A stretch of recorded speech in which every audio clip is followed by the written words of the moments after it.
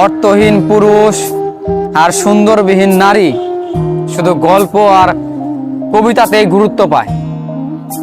যেই পুরুষের কাছে দিন শেষে অর্থ না থাকে, সেই পুরুষ কখনো কোনো মানুষের ভালোবাসা পেতে পারে না। যেই মেয়েটার সুন্দর নেই, সেই মেয়েটা কখনো সবার গল্পে গুরুত্ব পায় না। আসলে এই পুরুষ আর এই নারী, এই দুটো মানুষ কখনো কারো গল্পে গুরুত্ব পাবে না, শুধু কবিতা আর গল্পতেই পাবে, তাছাড়া অসম্ভব। কিন্তু যদি আপনি ধরেন একটা ছেলে কিংবা একটা পুরুষ যদি সফল হয়, তাহলে সে সব জায়গায় গুরুত্ব পায়। ঠিক তেমনি একটা মেয়ে যদি সুন্দর হয়, তার যদি সৌন্দর্য থাকে প্রচন্ড, তাহলে দেখবেন তাকে ভালোবাসার জন্য কোনো ছেলের কমতি হবে না।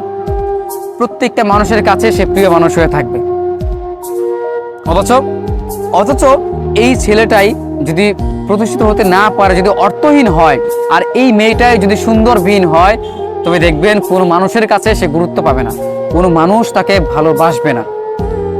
শুধু উপন্যাস, গল্প, কবিতায় তাদেরকে মানাবে। আমাদের বাস্তবতা হচ্ছে ঠিক এমনই। আমাদের চারপাশে আজ হয়তো সুন্দরবিহীন হাজারো মেয়ে খুঁজে পাবেন, অর্থহীন, চাকরিবিহীন, সাফল্যবিহীন ছেলে হাজারো খুঁজে পাবেন। তাদের গুরুত্ব, তাদের মর্ম শুধু ওই গল্পের পৃষ্ঠাতেই সীমাবদ্ধ। বাস্তবে তাদের কোনো স্থান নেই।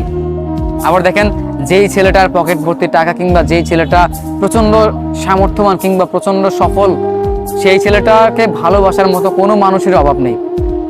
ফ্যামিলি থেকে শুরু করে প্রত্যেকটা জায়গায় তার একটা না একটা অবদান আছে। প্রত্যেকটা সফল মানুষের জন্য তার কোনো না কোনো একটা অবদান থাকবেই। ঠিক তেমনি বর্তমানে যাদের দেখছেন যে যারা সামর্থ্যবান না কিংবা তেমন সফল ব্যক্তি না, তাদেরকে ভালোবাসার মানুষেরও অভাবটা খুব কম। ঠিক এমনভাবে মেয়েটার ক্ষেত্রেও সেম। যে মেয়েটা সুন্দরবিহীন, সৌন্দর্য নেই, সেই মেয়েটা কারো কাছে কোনো গুরুত্ব পায় না, আর পাবেও না। অতএব একটা মেয়ের জন্য সৌন্দর্য এবং একটা ছেলের জন্য অর্থ, দুটোই প্রয়োজন।